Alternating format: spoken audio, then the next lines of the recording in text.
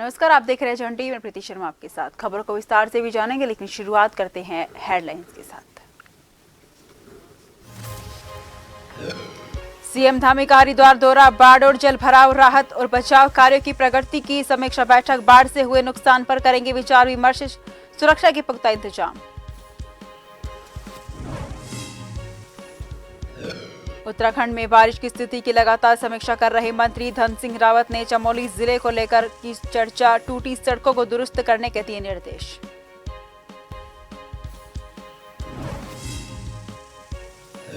जोशीमठ में पर्यटन मंत्री सतपाल महाराज का विरोध, भविष्य बद्री के ग्रामीणों ने किया पुतला दहन, धाम को पर्यटन से नहीं जोड़ने से गुस्साए लोग।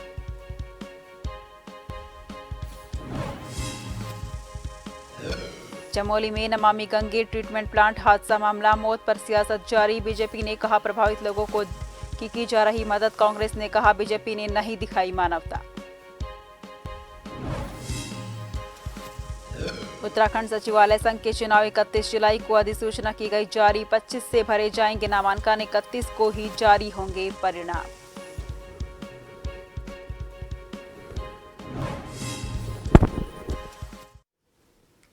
रुक करते हैं खबरों की ओर।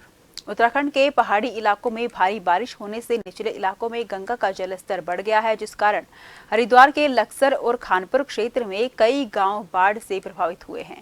इससे स्थानीय निवासियों का लाखों का नुकसान हुआ है, साथ ही मूलभूत सुविधा न मिलने से काफी परेशानी का सामना भी करना पड़ा।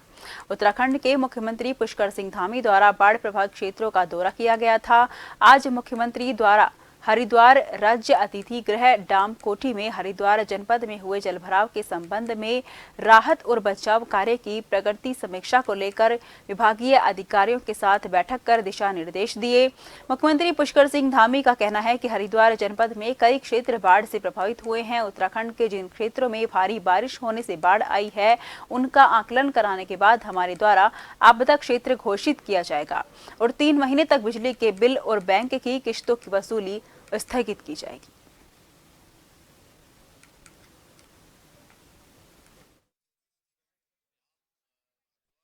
में अतिवृष्टि हुई है और उस अतिवृष्टि के कारण से बहुत बड़ा क्षेत्र यहाँ का प्रभावित हुआ है। उसी को लेकर आज यहाँ पर सभी जनप्रतिनिधियों से भी बात की है और जो वहाँ पर और काम किए जाने हैं आगे विस्तृत रूप से जो योजना बननी है उस पर विचार हुआ है, बात हुई है और साथ में सभी अधिकारियों से भी उसकी समीक्षा की है। और हमने तय किया है कि पिछले दिनों जिन क्षेत्रों में भारी बारिश हुई है या बाढ़ आई है, उस पूरे क्षेत्र को आकलन करवाने के बाद उसको आपदा क्षेत्र घोषित किया जाएगा। बरसात के मौसम में उत्तराखंड के सभी प्रभारी मंत्री अपने अपने जिलों में स्थिति की लगातार समीक्षा कर रहे हैं। कैबिनेट मंत्री धन सिंह रावत ने चमोली जिले की स्थिति की समीक्षा की। उन्होंने कहा कि स्थानीय स्तर पर सभी जिलाधिकारियों को नोडल अधिकारी बनाया गया है और वो मौसम विभाग की चेतावनी के आधार पर अपने जिले में कार्यवाही कर सकते हैं। उन्होंने कहा कि इस समय प्रदेश की कई क्षेत्रों में स्थिति ठीक है और जहाँ पर सड़कें टूटी हैं उनको दुरुस्त करने का काम किया जा रहा है। मौसम विभाग की चेतावनी के बाद प्रदेश स्तर पर लगातार समीक्षा भी की जा रही है और दिशा निर्देश भी अधिकारियों को दिए जा रहे हैं।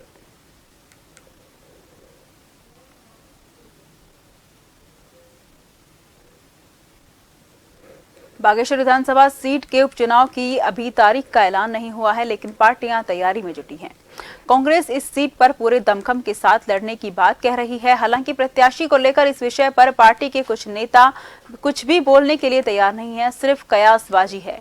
कांग्रेस बागेश्वर सीट पर लगातार 4 चुनाव हार चुकी है। वहीं दूसरी ओर इसको लेकर बीजेपी प्रदेश प्रवक्ता वीरेंद्र सिंह बिष्ट का कहना है कि कांग्रेस के पास बागेश्वर चुनाव के लिए कोई प्रत्याशी नहीं है, इसलिए आने वाले चुनाव में बीजेपी पूर्ण बहुमत के साथ बागेश्वर का चुनाव जीतेगी।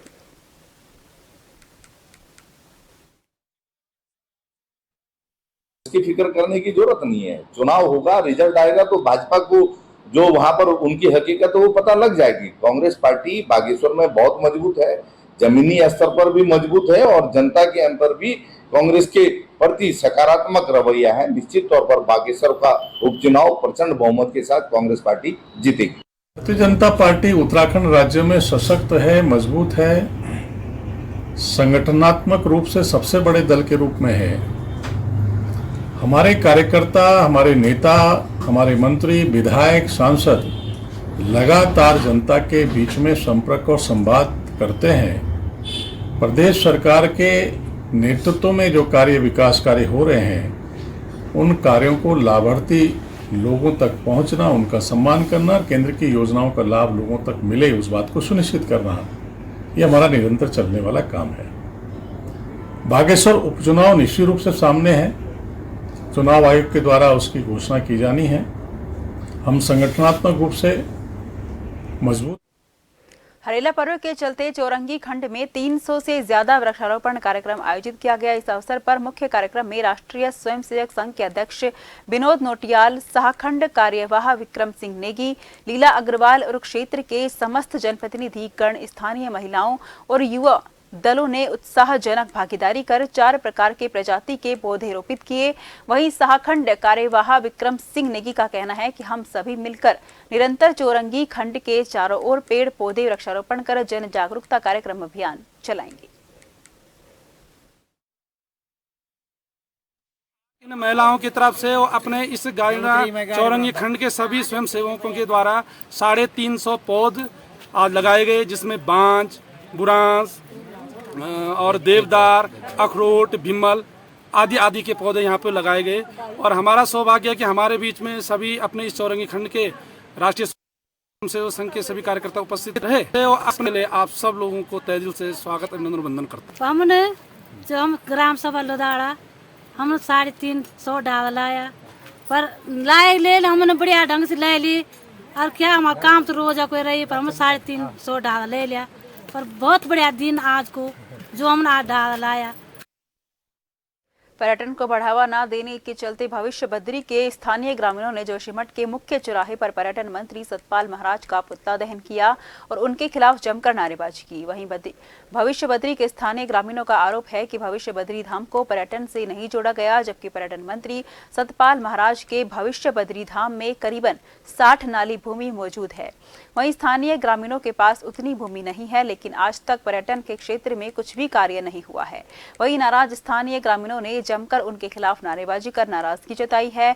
बता दें कि भविष्य बद्री धाम के स्थानीय ग्रामीणों का कहना है कि यदि भविष्य बद्री धाम को जल्द पर्यटन से नहीं जोड़ा जाता है तो आने वाले दिनों में वो लोग चुनाव का बहिष्कार भी करेंगे और साथ में उग्र आंदोलन भी करेंगे।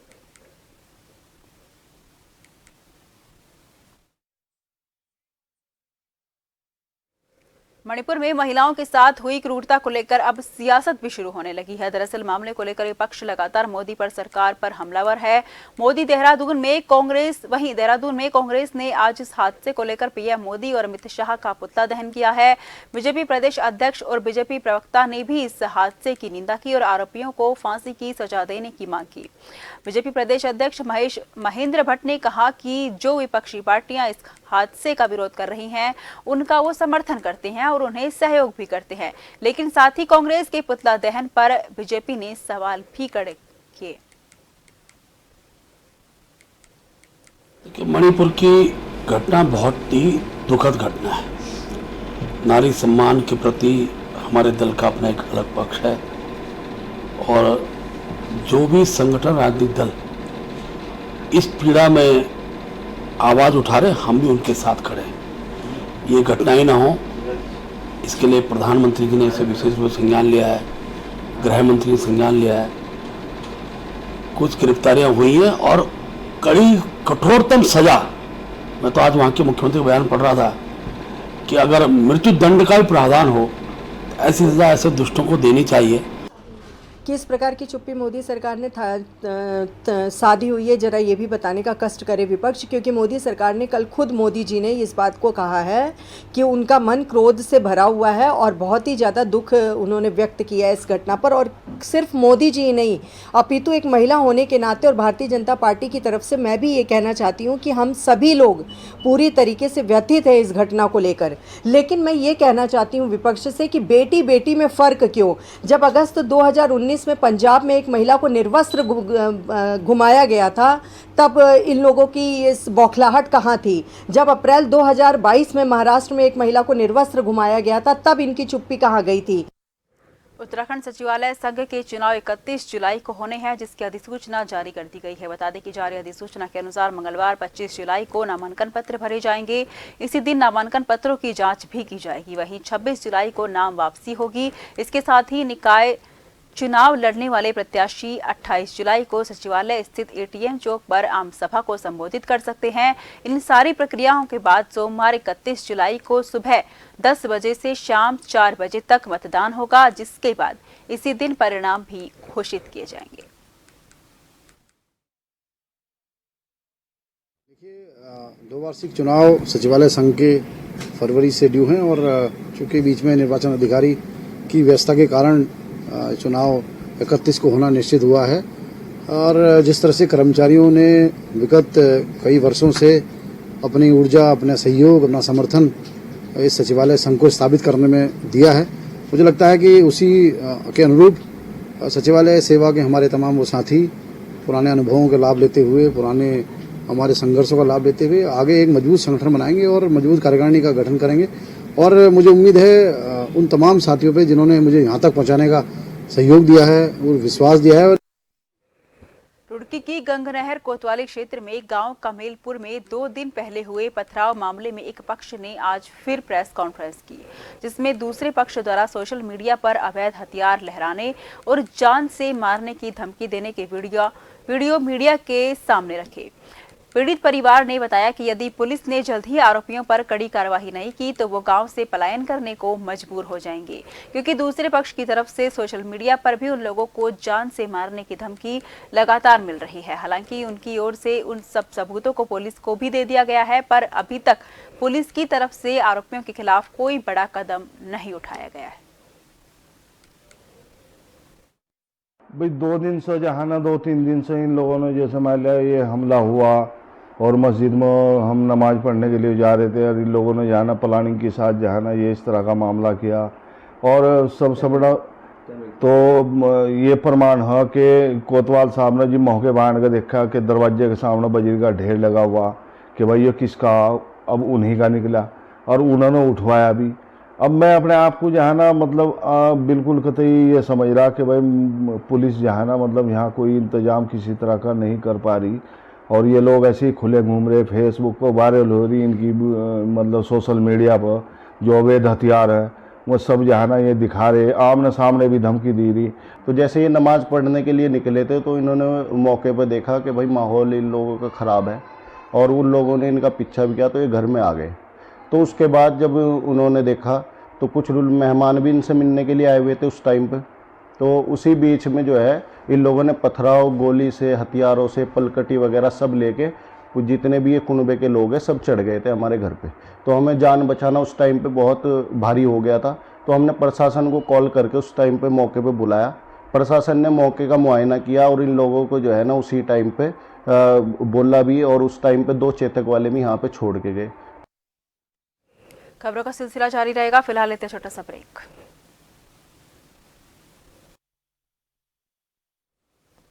ब्रेक के बाद फिर से आपका स्वागत है। रुक करते हैं खबरों की ओर। साइबर क्राइम को रोकने, अपने प्रतिष्ठानों में सीसीटीवी कैमरे लगाने और किसी भी विषम परिस्थिति में पुलिस की मदद लेने को लेकर पुलिस क्षेत्र अधिकारी संगीता ने बैंक कर्मियों, ज्वेलर्स की दुकान सहित अन्य क्षेत्रवासियों की लालकुआ में बैठक ली। इसके दौरान उन्होंने सभी को बढ़ रहे साइबर क्राइम के प्रति अलर्ट रहने को कहा। इसके अलावा बैंकों, पेट्रोल पंप और ज्वेलर्स की दुकानों पर सीसीटीवी कैमरे लगाए जाने को निर्देशित किया। सीओ संगीता ने लोगों से अपील की है कि इन सभी मामलों पर प्राथमिकता से कार्य किया जाए। इसके अलावा यदि किसी को पुलिस की मदद की आवश्यकता होती है तो संबंधित कोतवाली या फिर संबंधित चौकी में पहुंचकर पुलिस की मदद ले सकते हैं। आज लालकुआं थाने में हमने स्टोन क्रशर, पेट्रोल पंप कर्मी, ज्वेलरी शॉप और इलेक्ट्रॉनिक्स शॉप, होटल ढाबा सारे मालिकों को बुलाया था और आज ये हमारी अवेयरनेस की मीटिंग थी। इसमें ये सभी को निर्देशित किया गया है कि सभी अपने इंस्टीट्यूट में सीसीटीवी कैमरा लगाएंगे। बाहर से आए हुए सभी कर्मियों का 100% सत्यापन को सुनिश्चित करेंगे। साथ ही इसमें बीच में जितने भी बैंक कर्मी आए हुए थे उनके द्वारा साइबर अवेयरनेस को भी इसमें बताया गया है। सभी को बताया गया है कि आप अपने खुद स्वयं सजग भी रहेंगे और किसी भी अननोन लिंक को, अननोन कॉल को नहीं उठाएंगे। सब्जियों के दाम आसमान छू रहे हैं। जो टमाटर 30 से 40 रुपए किलो लोगों को बाजार में मिलता था, वो आज 60 रुपए किलो मिल रहा है। हालांकि कुछ दिन पहले टमाटर के दाम 200 तक चले गए थे। सीएम धामी ने मंडी का निरीक्षण किया था और जनता को सब्जियों के दामों से राहत मिलने का आश्वासन दिया था। वहीं अब मंडी समिति द्वारा हर दिन सब्जियों का भाव तय किया जा रहा है, लेकिन फिर भी कहीं ना कहीं जनता की जेब ज्यादा ढीली हो रही है। महंगाई को लेकर बीजेपी के प्रदेश अध्यक्ष महेंद्र भट्ट का कहना है कि मानसून के सीजन में सब्जियों के दामों में बढ़ोतरी होती है, लेकिन हमें दूसरे राज्यों से प्रेरणा लेनी चाहिए। जिन सब्जियों की उपज मानसून में कम होती है, उसका इस्तेमाल कम करना चाहिए।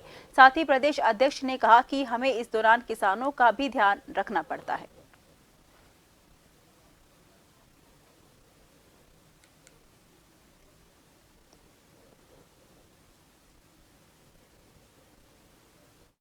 कभी कोई वस्तु कम हो जाती है तो उसका प्रयोग भी हम कम मात्रा में करें, और क्योंकि कृषकों का भी सम्मान का पक्ष रखना पड़ता है, तो उपज कम होगी तो महंगाई बढ़ती है। वर्षा काल में बस्तियाँ उत्तराखंड में हर वर्ष निर्माण होती हैं। बहुत जल्दी सामान्य मौसम हो और लोगों को मूलभूत आवश्यकता चीज़ें प्राप्त होती रहे। देहरादून में स्कूली बच्चों की परिवहन सुविधा और सुरक्षा को लेकर परिवहन विभाग की नींद टूट गई है। परिवहन मुख्यालय ने स्कूल बस और वैन चालकों को वाहन का कुशलता और सुरक्षा के साथ संचालन का प्रशिक्षण देने का आदेश दिया है। पहले चरण में देहरादून के स्कूल बस और वैन चालकों को प्रशिक्षण दिया जाएगा। प्रशिक्षण से स्कूली बच्चों की सुरक्षा को सुनिश्चित किया जाएगा। सहायक परिवहन आयुक्त सनत कुमार सिंह की ओर से आरटीओ शैलेश तिवारी को दिए आदेश में बताया गया कि प्रशिक्षण स्कूल के अवकाश के दिन दिए जाएं। ये प्रशिक्षण institute of driving and training research Jhajhra में दिया जाएगा। सहायक परिवहन आयुक्त ने 30 से 35 चालकों के समूह बनाकर चरणबद्ध तरीके से प्रशिक्षण देने को कहा है। हुए वाहन है, चाहे वो स्कूल के स्वामित्व वाले वाहन है या ऐसी स्कूल वैन्स जिनमें कि बच्चों को लेके जाया जाता है, उनको जो स्कूल परमिट दिया जाता है उसकी स्पेशल कंडीशंस होती है, जिसके अंतर्गत सुप्रीम कोर्ट द्वारा दी गई गाइडलाइंस, साथ में सीबीएसई बोर्ड द्वारा जो एक नॉर्म्स डिसाइड किए गए हैं उनकी गाइडलाइंस को फॉलो कराया जाता है। अक्सर ये देखा गया है कि जो ड्राइवर्स हैं जो इन स्कूल वैन और बसेस को चला रहे हैं, उनको इनका पूर्णतः ज्ञान नहीं होता है। तो हमारे द्वारा या परिवहन विभाग द्वारा ये प्रयास किया जा रहा है कि इन सभी जो स्कूल वैन के ड्राइवर्स हैं या स्कूल बसेस के ड्राइवर्स हैं, उनको हमारे आरटीओ ऑफिस में प्रशिक्षण दिया जाए। वैसे तो वो खुद जानकार हैं, लेकिन उनको विशेष बातें बतानी होती हैं जिससे जो बच्चों की सुरक्षा से जुड़ी हुई है। भीमताल क्षेत्र के 200 गांव और चंपायत जिले को जोड़ने वाले मुख्य हैडाखान मोटर मार्ग जिसे क्षतिग्रस्त हुए कई महीने हो चुके हैं और इन दिनों बरसात के दौरान लगातार लैंडस्लाइड भी हो रहा है, जिसके चलते क्षेत्र के लोगों को काफी दिक्कतें हो रही हैं। ऐसे में मामले की गंभीरता देखते हुए कुमाऊं कमिश्नर दीपक रावत ने आईजी कुमाऊं नीलेश आनंद भरणे, सीओ भूपेंद्र धोनी समेत पीडब्ल्यूडी के अधिकारियों के साथ स्थलीय निरीक्षण किया। उन्होंने बताया कि सड़क 280 मीटर पैच धंस रही है। ऐसे में इसकी सुरक्षा को लेकर प्रयास किए जाने की जरूरत है, जिसके लिए 25 लाख THDC को दिए गए हैं, जिस पर वो अपनी कार्य योजना बना रहे हैं।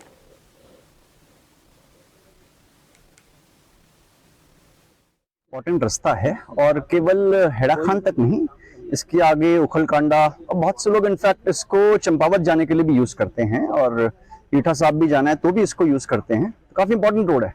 इसमें अभी स्लाइड को आए हुए काफी लंबा समय हो गया है और 280 मीटर के पैच में एक तरह से बैठ रही है जमीन। अभी इसमें दो पहलू पे काम चल रहा है। पहला तो ये कि जो जमीन बैठ रही है इसको प्रोटेक्ट करना बहुत आवश्यक है कि ये फर्दर ना बहे। तो इसके लिए पीडब्ल्यूडी ने 25 लाख रुपए एक प्राइमरी स्टडी के लिए THDC को दिए थे, जो उनको मिल गए हैं। वो अपनी रीडिंग्स यहाँ से ले चुके। काठगोदाम हेड़ाखान रोड का जो है ये निरीक्षण किया जा रहा है। इसमें ये अभी राजस्व से रेगुलर पुलिस में आया है। हेड़ाखान में हमारे यहाँ एक चौकी की भी अभी शुरुआत हुई है, तो यहाँ थोड़ा सा जो है आपदा से जो बड़ा पहाड़ नीचे आया है, जिससे जो है कुछ एक्सीडेंट की भी संभावना जो है बारिश की वजह से हो सकती है। तो जो यहाँ का जो चौकी का स्टाफ है उनको निर्देशित किया गया है कि यहाँ परमानेंट जो होमगार्ड वगैरह रखे और गाड़ियाँ जो आती जाती है उस पर भी नजर रखे। और ये इस तरीके की ये बहुत बड़े लेवल का एक भूस्खलन है ये जो यहाँ देखा जा रहा है, इससे बड़ी आपदा न हो, इसमें हम लोग अलर्ट है। रुड़की सिविल लाइन कोतवाली क्षेत्र में गंग नहर किनारे स्थित बीजेपी विधायक प्रदीप बन्ना के कैंप कार्यालय पर जमकर हंगामा देखने को मिला। इस हंगामे के चलते कार्यालय के कर्मचारी और नगर निगम के पार्षदों के बीच तीखी नोकझोंक देखने को मिली है, जिससे वीडियो सोशल मीडिया पर वायरल हो गए हैं, जिसमें दोनों पक्ष एक दूसरे से भिड़ते हुए नजर आ रहे हैं। बता दें कि साउथ सिविल लाइन के पार्षद सचिन चौधरी के द्वारा कानूनगो विजेंद्र कुमार के साथ मारपीट कर दी गई है, जिसके बाद पुलिस ने आरोपी पार्षद पर मुकदमा दर्ज कर 25,000 का इनाम रख दिया था। इसी के चलते बड़ी संख्या में पार्षद इकट्ठा हुए हैं और बीजेपी विधायक प्रदीप बन्ना के कैंप कार्यालय पर पहुंचे, जहां पर जबरदस्त हंगामा देखने को मिला। विधायक जी के पास गए थे, वो हमारे भाई सचिन है, उनके ऊपर एक 25,000 का इनाम था। उस पर गण में सारे पार्षद होकर विधायक जी से मांग करने गए थे कि देखो जी, इसमें आपस में कुछ फैसला होता हो या कुछ हो, इनमें आपस में निपटवा दो। तो उधर से एक निशांत राणा है, जो विधायक जी के यहाँ रह रहा है, गुंडा प्रकृति गया है, कहीं केस है उस पर। उसने आगे बदतमीजी पहले एक पार्षद से करी, आशीष जी से, फिर आगे मेरे साथ बदतमीजी गाली गलौज करनी। तो उसमें विधायक जी ने कोई संज्ञान तो मेरे ख्याल से लिया नहीं। विधायक जी उसे अपने साथ गाड़ियाँ बिठा के ले गए। तो हमने पूछा भाई तेरी क्या गलती हुआ, क्या दिक्कत है? उसने कोई दिक्कत नहीं, गाली गलौज। और वही आदमी नंबर 2 के धंधे करता है। रुड़की की गंग नहर कोतवाली क्षेत्र के कमेलपुर गांव में पुरानी रंजिश के कारण जमकर पथराव हुआ। घटना की वीडियो भी सामने आई है। इसमें अवैध हथियारों के साथ पथराव किया जा रहा है। दरअसल मामला रुड़की गंग नहर कोतवाली क्षेत्र के कमेलपुर का है। आजाद समाज पार्टी के नेता और विधानसभा चुनाव में प्रत्याशी रहे गुलबहार अली ने बताया कि उनके परिवार से गाँव के कुछ लोग पुरानी रंजिश रखते हैं। उन्होंने बताया कि मस्जिद जाते वक्त उन पर हमला किया गया, उनके परिवार पर फायरिंग और पथराव किया गया और साथ ही अवैध हथियारों से डराने धमकाने की कोशिश की गई, जिसकी सूचना भी पुलिस को दे दी गई थी। गुलबहार ने बताया कि सोशल मीडिया पर एलानिया जान से मारने तक की धमकी दी जा रही है।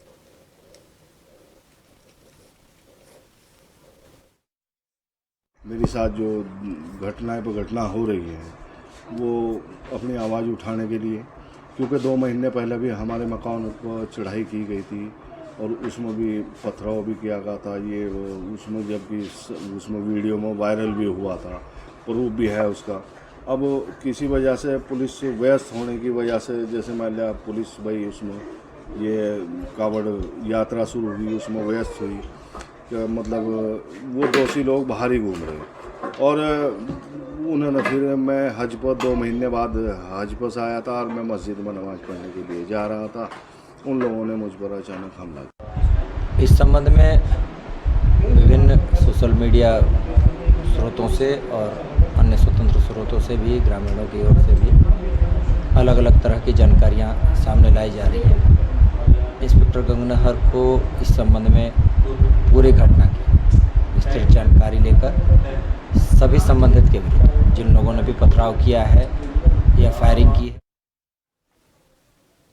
डोईवाला में बनने जा रही एरो सिटी और इंटीग्रेटेड टाउन सिटी लोगों के लिए दुविधापूर्ण विषय बना हुआ है। स्थिति ये है कि इससे प्रभावित होने वाला हर व्यक्ति डर के साए में जी रहा है कि कहीं उसका घर और जमीन टाउन सिटी की भेंट न चढ़ जाए, जिस वजह से क्षेत्र में हर रोज इस मुद्दे को लेकर बैठकें और पंचायत की जा रही हैं।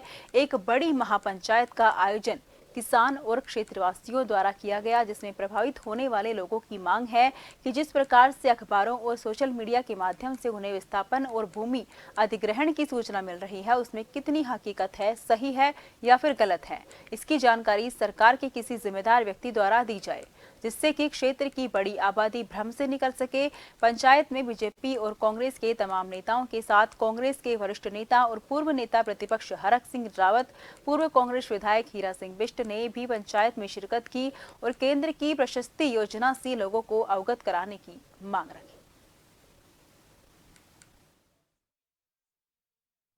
इसमें सभी राजनीतिक दलों के जो स्थानीय नुमाइंदे हैं वो सब शामिल हुए हैं। इसमें कोई भी भाजपा और कांग्रेस का आपस में कोई मतभेद नहीं है। ये यहाँ की स्थानीय जनता के हक हकूक, जमीन, मकान, कारोबार, रोजगार और उनके जिंदा रहने और उनकी संस्कृति की लड़ाई है।